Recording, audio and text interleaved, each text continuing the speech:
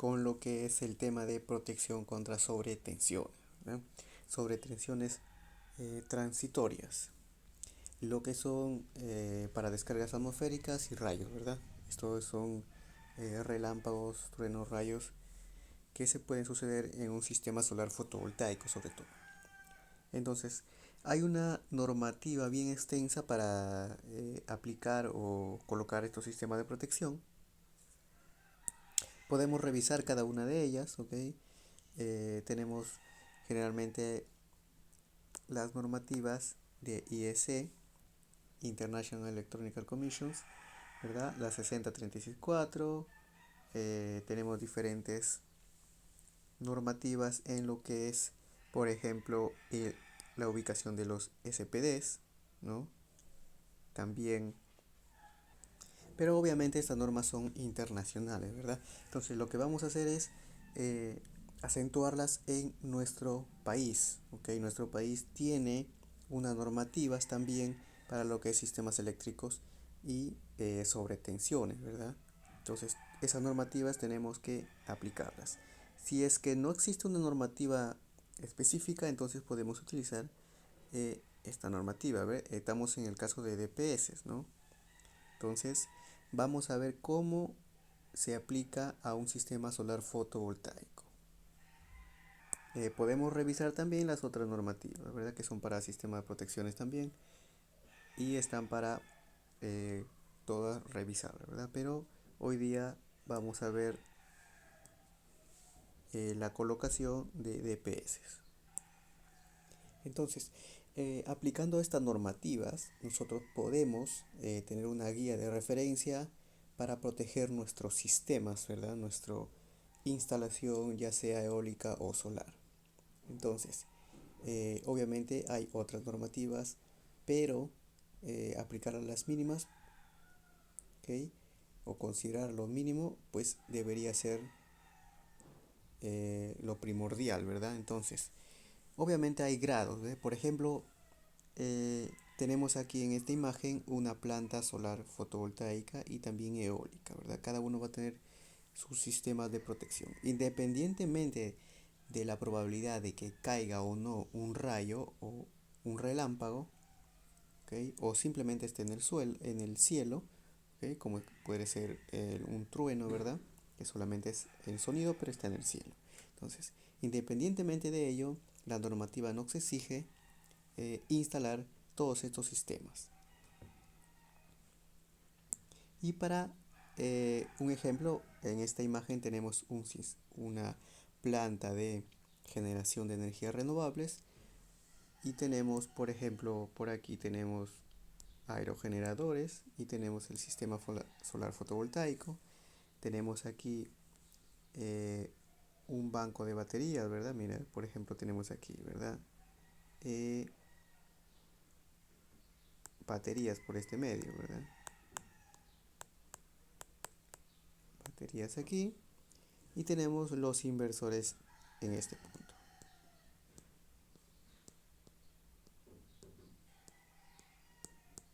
Y los sistemas de control, obviamente, ¿verdad?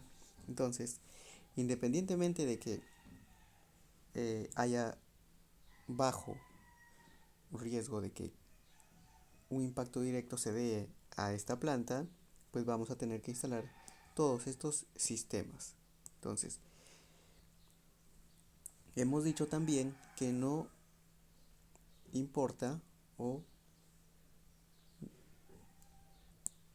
hemos dicho también que no es necesario que caiga directamente en el lugar o en nuestra instalación, ¿verdad?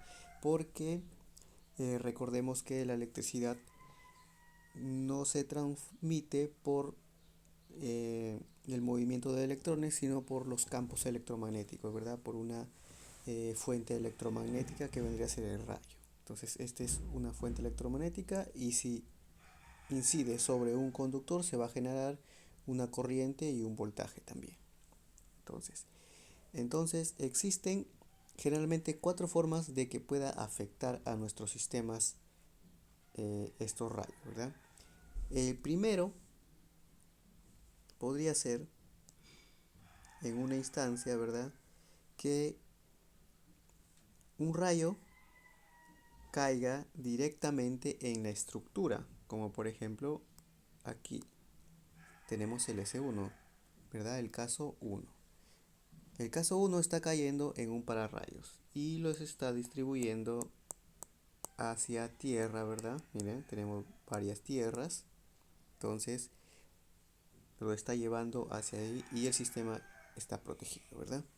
Entonces, esto sería el caso 1, que vendría a ser un impacto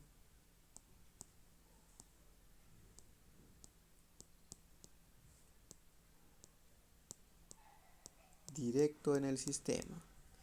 El caso número 2, ok, el caso número 2 podría ser que eh, caiga en las inmediaciones o cercanas, ¿verdad? Entonces, como hemos dicho que no es necesario que caiga directamente, va a generar una fuente electromagnética y por ende una subida de voltaje y amperaje.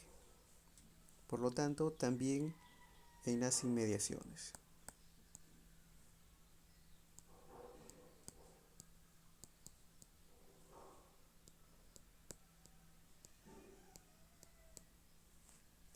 El tercer caso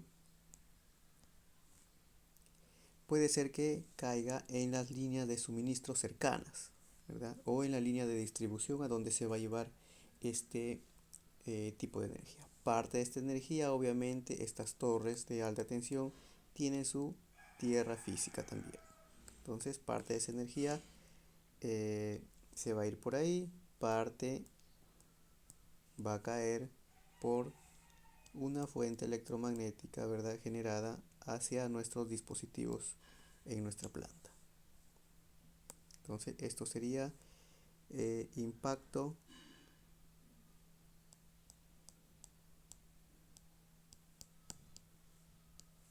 en las líneas.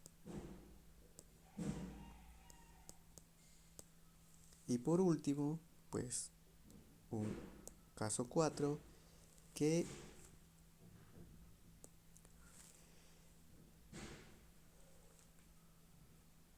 caigan en las líneas de suministro pero cercanas a nuestra planta, ¿ok? Entonces, impacto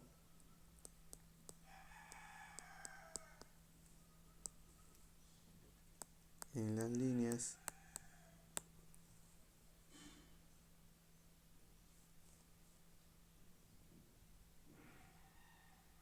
de suministro. Por ende va a generar también, por ejemplo, en el S4 estamos por aquí, ¿verdad? Va a generar una corriente de entrada, por lo tanto también tiene que estar protegido hacia la entrada.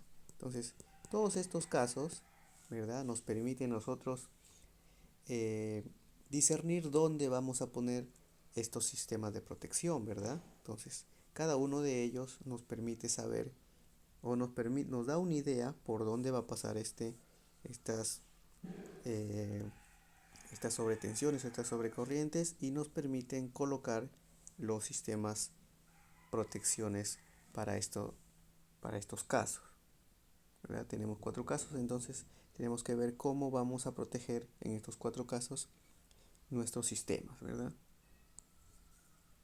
Eso fue para lo que es una planta, ¿verdad? Pero ¿qué pasa en una zona residencial o si queremos para nuestro hogar? ¿Qué pasaría ahí, verdad? ¿Cuáles son los casos o cómo afecta también estos en nuestro caso? Generalmente tenemos 4, hemos dicho, ¿verdad? 4 formas en las que podrían afectar a nuestro hogar o nuestro sistema solar fotovoltaico residencial. Ahora ya estamos asentando en lo que nosotros vamos. Estamos en lo que es un sistema solar fotovoltaico residencial,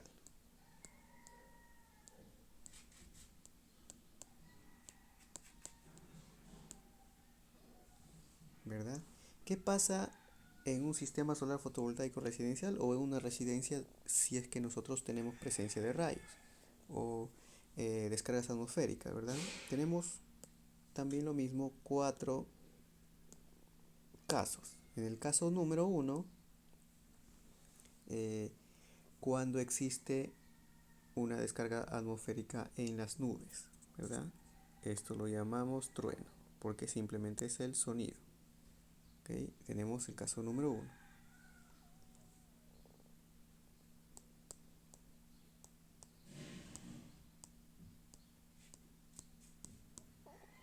El caso número 2,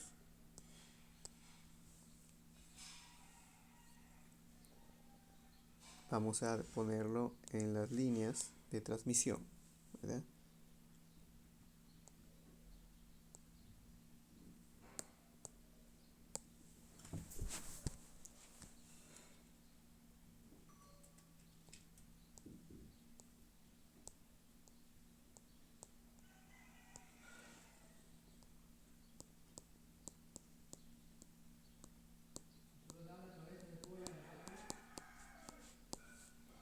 La línea de transmisión, el caso número 3, un impacto directo,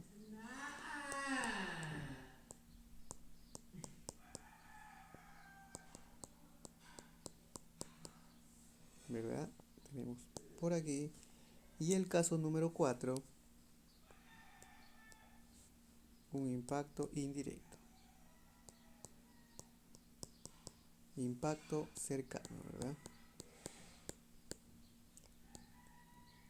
Un impacto cercano, ¿verdad? Hacia el lugar que va a tener una distancia que tiene que ser mayor a 50 metros. ¿Okay? Vamos a ver por qué lo ponemos en este caso, ¿verdad? Entonces, mire, tenemos esos casos y nuestro hogar o nuestro sistema donde vamos a instalar tiene que estar protegido, ¿verdad? Tiene que estar protegido en estos casos. Entonces, lo que se ha montado, por ejemplo, aquí para proteger este es un pararrayos, ¿verdad? Pararrayos, diferentes pararrayos, tenemos 4 aquí, ¿verdad?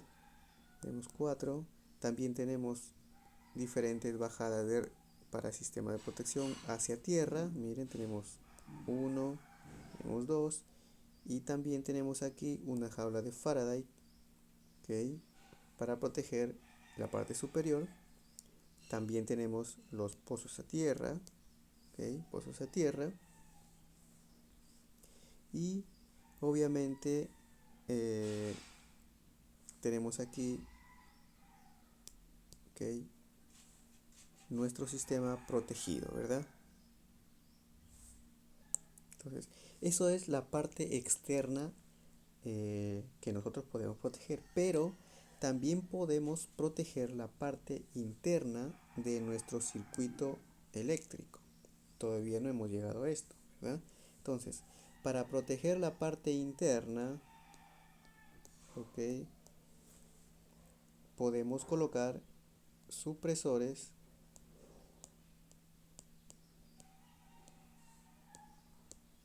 SPDs, ¿ok? Estos supresores nos van a derivar toda la corriente sobrante hacia tierra. Esa es la idea, ¿verdad? Derivarlo a tierra, ya sea voltaje o corriente. Entonces, ¿cómo vamos a aplicar la normativa? La normativa nos dice en qué momento, qué tamaño de SPD vamos a colocar, ¿ok? Y dónde se va a colocar. Entonces, si nosotros tenemos instalado un sistema solar fotovoltaico en nuestra residencia o nuestro hogar, ¿verdad? Entonces, tenemos un sistema de protección interno. Miremos por aquí. Tenemos barras colectoras, tenemos el pozo, la parte de cableado de tierra, barra correctora de tierra y la propia tierra física, ¿verdad? Entonces, todos estos componentes nos permiten a nosotros tener cierto grado de protección para el sistema solar fotovoltaico. Muy bien. Ahora, existen en la normativa diferentes formas de abordar o colocar ese tipo de sistema, ¿verdad? Entonces, generalmente tenemos dos casos. El primer caso es el caso con pararrayos.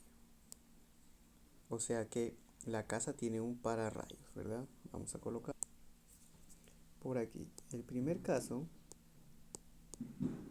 es cuando la casa o el sistema tiene un pararrayos.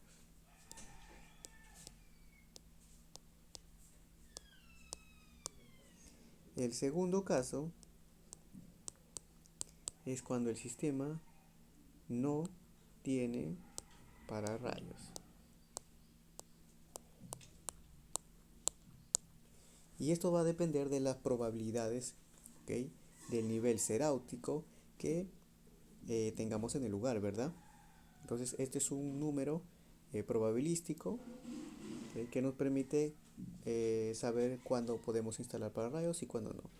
Entonces, según el nivel seráutico del emplazamiento o del lugar de donde estamos, no hay incidencia de rayos o hay muy baja incidencia de estos tipos de sistemas. Por lo tanto, de caída directa, ¿verdad? Entonces, por lo tanto, no necesitamos un pararrayos. Entonces, ¿qué nos dice en ese caso? Estamos en el caso en donde eh, sin pararrayos, ¿verdad?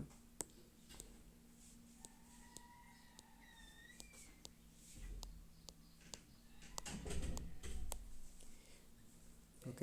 En el caso sin pararrayos, nosotros tenemos que considerar tres tipos de protección SPDs. Según los SPDs, ¿ok?, tipos,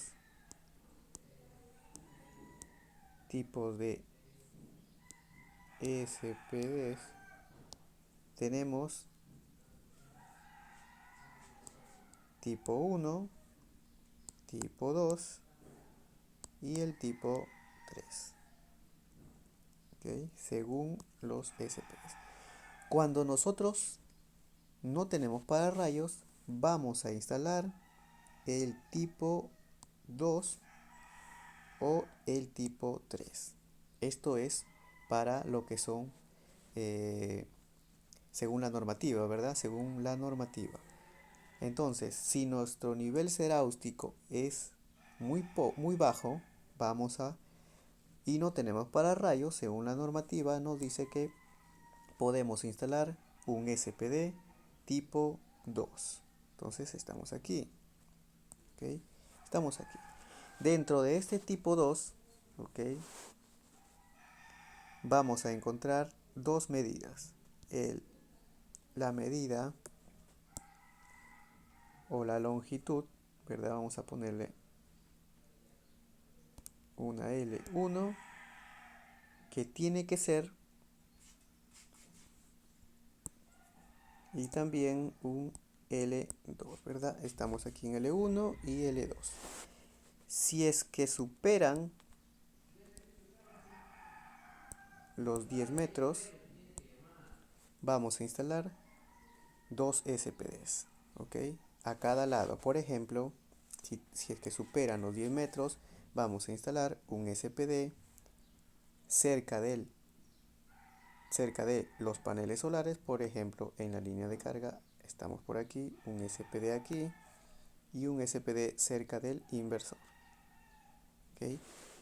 También, si es que L2 supera esto, en la parte AC vamos a colocar un SPD aquí cerca del inversor y cerca de la alimentación, ¿verdad? Cerca de la alimentación, por ejemplo, por aquí, en este caso. Entonces tenemos 4 SPDs cuando superan los 10 metros, ambos, ¿verdad? Si es que no superan los 10 metros, pues vamos a colocar uno nada más, ya sea en la parte inversor fotovoltaico o la alimentación inversor, ¿verdad? Entonces tenemos esos dos casos. Por lo tanto, ok, esto es para un caso en donde nuestro nivel seráutico es muy bajo, o sea, simplemente vamos a tener de repente descargas atmosféricas a kilómetros, ¿ok? A kilómetros vamos a tener simplemente las nubes, o rayos a kilómetros que no van a afectar mucho al sistema. Pero de todas maneras, la normativa nos dice que tenemos que instalar ese tipo de sistema de protección. Por lo tanto, vamos a elegir un sistema de protección sin pararrayos, ¿ok? Y nos vamos a situar en el número o en el tipo número 2 cuando el sistema supera los 10 metros. ¿Ok? Vamos a ver cómo sería esta instalación. Entonces, este es en el caso número 2, ¿verdad? Estamos en el caso número 2 sin pararrayos. Cuando el nivel óptico es muy bajo y no hay incidencia de rayos directamente, por lo menos menores a 50 metros, ¿no? Entonces, en el caso 1 lo vamos a ver en otro video, cuando hay pararrayos, ¿verdad? O cuando hay una mayor probabilidad de incidencia de rayos menores a 50 metros. Entonces, estamos en este caso. Muy bien. Vamos a ver cómo vamos a tratar ahora en este caso. Ya, ahora estamos aquí en lo que es, hemos dicho, entre los paneles solares y el inversor. ¿Ok? Vamos a suponer que este L1, ¿ok?, es menor que 10 metros. Por lo tanto, vamos a poner solamente un SPD y que vendría a ser este caso, ¿verdad? Entonces, hemos dicho, en la parte de corriente continua, por lo tanto, todos nuestros dispositivos tienen que ser de corriente continua. ¿Cómo vamos a dimensionar esto? ¿Okay? Esta es la medida L1, ¿verdad? Tiene que ser menor a 10 metros para colocar uno. Si es mayor de 10 metros, vamos a colocar dos. Uno cerca de los paneles y uno cerca del inversor. Ya hemos dicho esto. Entonces, lo primero que tenemos que saber es que según nuestro nivel ceráustico vamos a tener cierto riesgo. El primer riesgo es alto, ¿ok?, medio y bajo. Nosotros tenemos un riesgo bajo de incidencia directa de rayos, por lo tanto vamos a elegir 20 kiloamperios. Y esto vendría a ser la corriente nominal o la corriente en este punto, ¿verdad? 20 kiloamperios. Y el I máximo es el I de impulso, la corriente de impulso, que vendría a ser el doble de esto según normativa. ¿Ok? Sería 40 kiloamperios. ¿Ok? Entonces, vamos a elegir ahora el UC, que vendría a ser el voltaje de funcionamiento normal, que a partir de ese voltaje, si lo supera este voltaje, pues ya lo va a mandar a tierra todo el voltaje sobrante, ¿verdad? Entonces, ¿cuál sería ese voltaje para este inversor? Tenemos aquí 500 voltios. Por lo tanto, vamos a poner 500 voltios. Pero en la normativa nos está dando una formulación, miren. Entonces, si nosotros multiplicamos esto, sería prácticamente el 20% de nuestro voltaje de funcionamiento. O sea, serían 450 por 1.2, que serían 540 voltios, ¿verdad? Por lo tanto, el UC va a ser igual a 540 voltios. Miren, y obviamente tenemos que considerar también el voltaje máximo de lo que es el inversor, ¿verdad? El voltaje de falla. Entonces, miremos el string que ha superado, ¿ok? También lo ha superado, por lo tanto podemos considerar de repente 500 voltios, no 600 porque ya superaría esto, ¿verdad? Pero también podemos considerar 540. Entonces, en la práctica, ¿ok?, en el mundo real no vamos a encontrar 540. Es casi imposible, por lo tanto vamos a considerar aquí 500 voltios. Entonces, estamos considerando los 500 voltios. Ahora, para elegir el UP de impulso, ¿ok?, el UP que vendría a ser el voltaje de impulso, vendría a ser 5 veces por 450 por 0.8. Ok, tenemos 1.8 kilowatts, ¿verdad? Tenemos 1.8 kilowatts de voltaje. Este voltaje vendría a ser el voltaje residual una vez que ya se haya desechado este voltaje, ¿verdad? ¿Verdad? Entonces, o también puede ser este voltaje. Entonces, una vez que se haya desechado a tierra los 20 o 40 kiloamperios, en nuestro circuito nos va a quedar una corriente, un voltaje residual de 1.2 kilovoltios de impulso. ¿Okay? Esto va a ser microsegundos.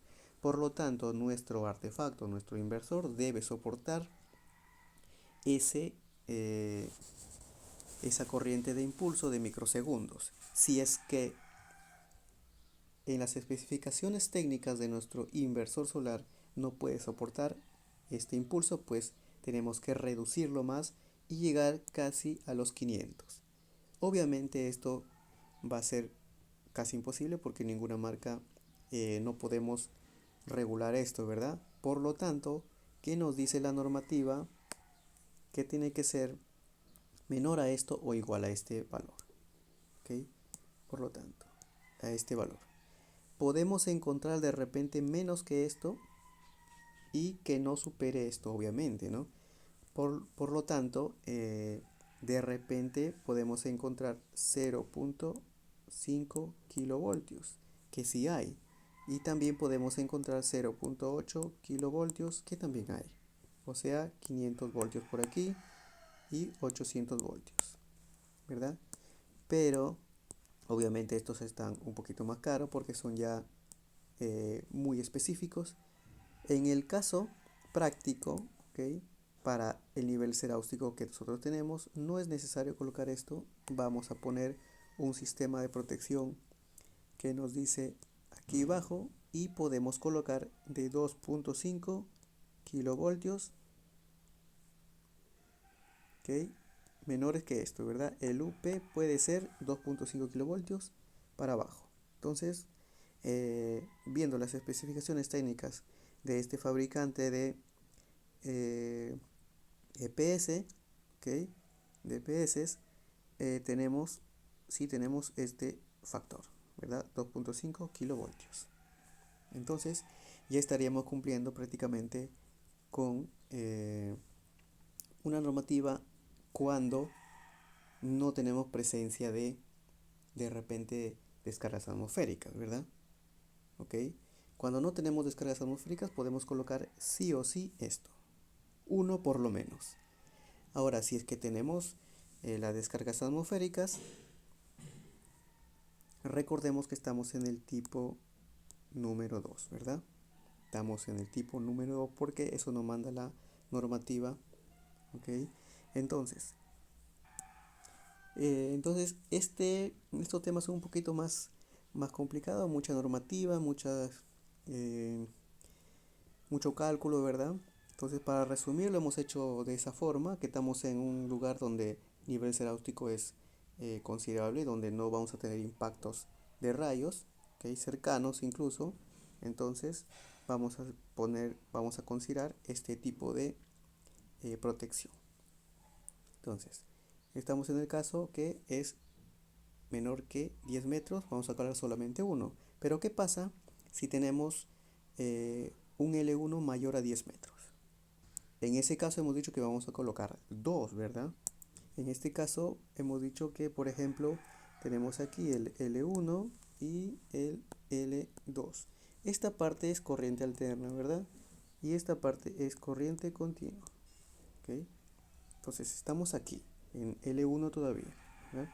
Entonces hemos definido dos casos, L1, y estamos en un sistema de protección tipo 2 cuando no tenemos presencia de pararrayos, ¿verdad? No, o nuestro nivel ceráustico nos dice que no es necesario un pararrayos porque no hay descargas atmosféricas directas.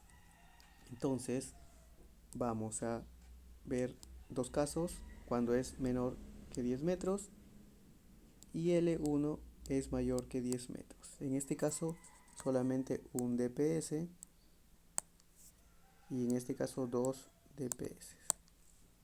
¿Okay? Estamos en la parte de C, ¿verdad? Todo esto es de C.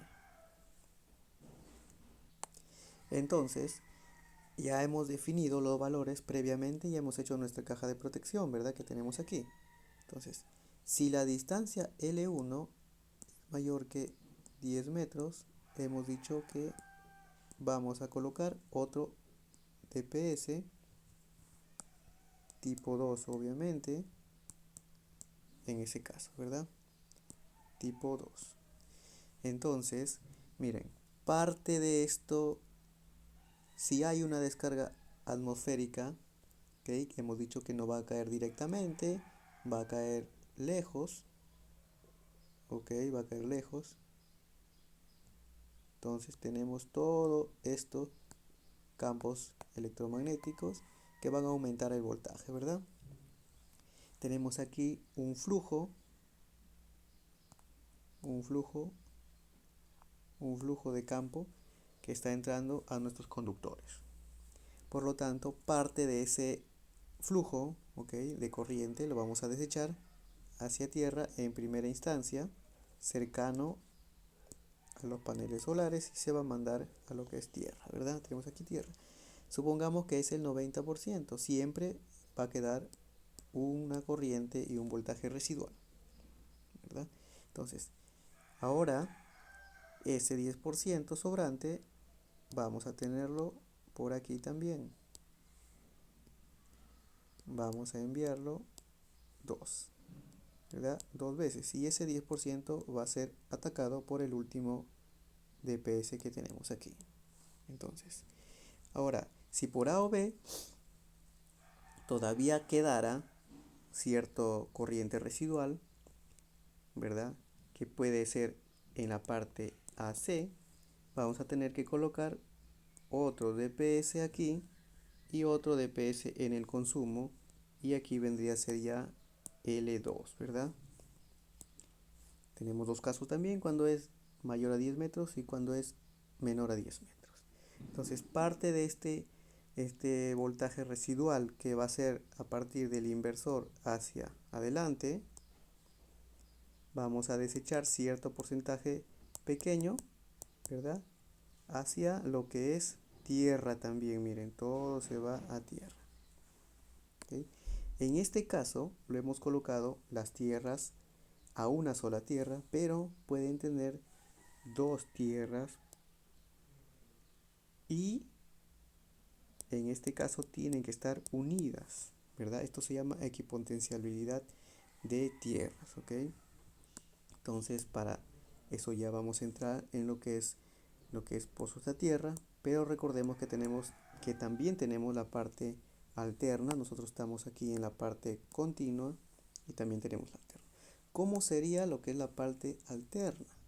¿Cómo sería lo que es la elección de un protector DPS con la parte alterna? Miren, tenemos aquí un modelo que serían casi lo mismo, pero aquí vamos a considerar ya, por ejemplo, no el mismo voltaje, ¿verdad? Vamos a considerar el voltaje de consumo que vendría a ser de nuestros artefactos, por ejemplo, 220 voltios, en este caso hasta 230 voltios como máximo. Por lo tanto, nosotros vamos a elegir, por ejemplo, aquí un voltaje, hemos dicho que siempre va a ser un poquito más. Supongamos que estamos manejando 230 voltios como máximo y nuestros artefactos resisten como máximo 250 voltios.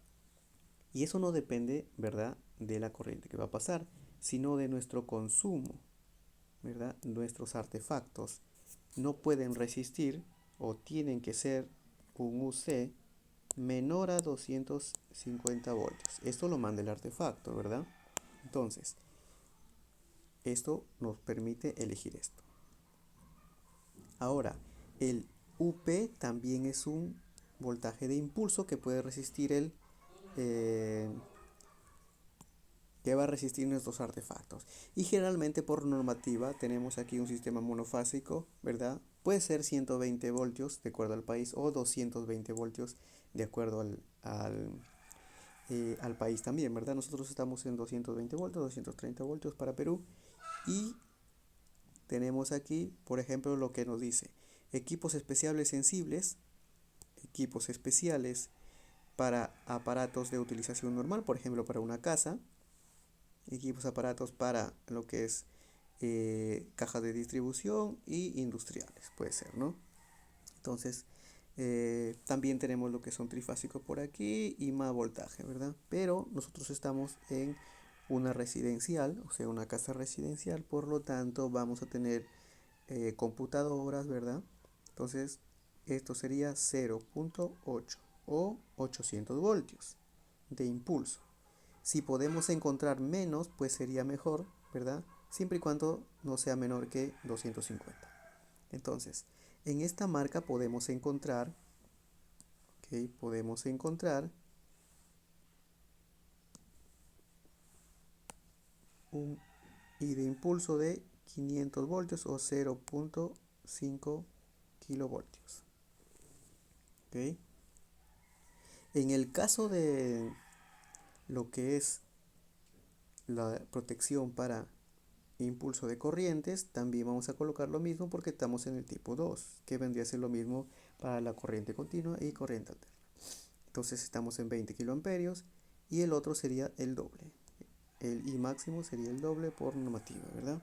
Entonces, mire, ya tenemos elegido todos estos sistemas de protección. Recordemos que si tenemos más de 10 metros, vamos a colocar uno de estos cerca del consumo y uno de estos cerca del inversor, ¿verdad?